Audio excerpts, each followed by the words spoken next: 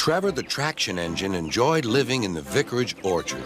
Edward came to see him every day, but sometimes Trevor didn't have enough work to do. I do like to keep busy all the time, he sighed one day. and I do like company, especially children's company. Cheer up, smiled Edward. Sir Topham Hatt has work for you at his new harbor. I'm to take you to meet Thomas today. Oh, exclaimed Trevor happily. A harbor, the seaside, children, that will be lovely.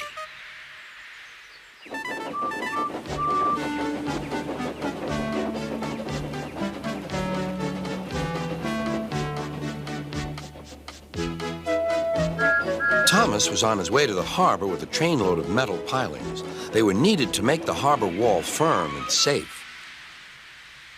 Hello, Thomas, said Edward. This is Trevor, a friend of mine. He's a traction engine. Thomas eyed the newcomer doubtfully. A what engine? A traction engine, explained Trevor. I run on roads instead of rails. Can you take me to the harbor, please? Sir Topham Hatt has a job for me.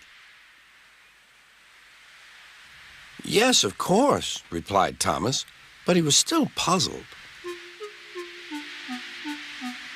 Workmen coupled Trevor's car to Thomas's train, and soon they were ready to start their journey.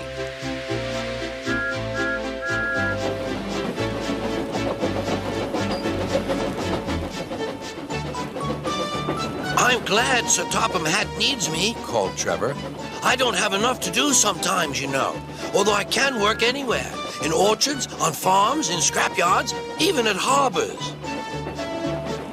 But you don't run on rails, puffed Thomas. I'm a traction engine. I don't need rails to be useful, replied Trevor. You wait and see.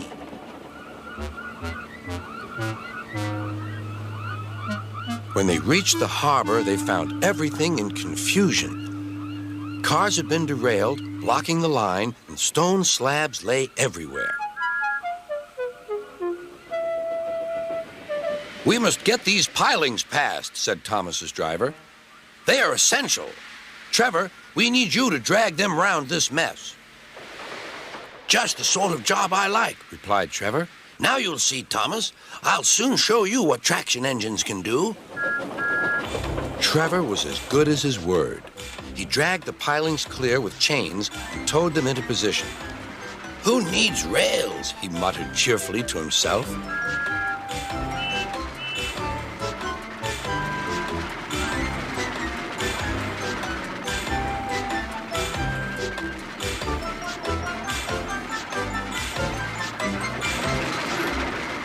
Later, Thomas brought Annie and Clarabelle to visit him.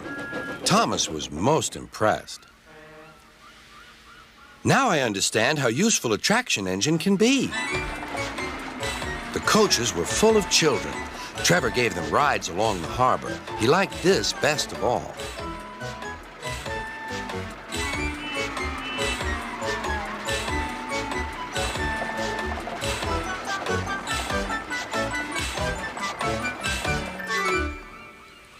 He's very kind, said Annie. He reminds me of Thomas, added Clarabelle.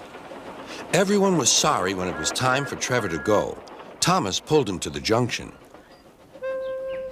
A small tear came into Trevor's eye. Thomas pretended not to see. He whistled gaily to make Trevor happy. I'll come and see you if I can, he promised. The vicar will look after you, and there's plenty of work for you now at the orchard, but we may need you again at the harbor someday. That would be wonderful, said Trevor. That evening, Trevor stood remembering his new friend Thomas, the harbor, and most of all, the children. Then he went happily to sleep in the shed at the bottom of the orchard.